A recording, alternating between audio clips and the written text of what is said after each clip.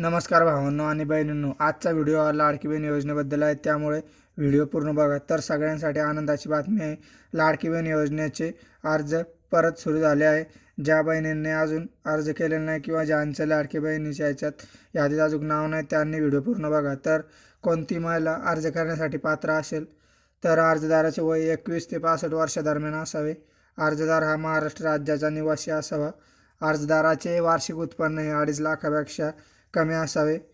या योजनेचा अर्ज करण्यासाठी कोणते कागदपत्रे लागणार? तर सर्वात प्रथम आधार कार्ड नसेल तर मतदान कार्ड, नंतर उत्पन्न प्रमाणपत्र, बँकेचे पासबुक व त्यासोबत मोबाईल नंबर लिंक असणे आवश्यक आहे. अर्जदाराचा फोटो. अर्ज कसा करायचा तर खाली जी वेबसाईट दिसत आहे ती वेबसाईट गुगलवर जाऊन सर्च करावी आणि त्यानंतर अर्ज कसा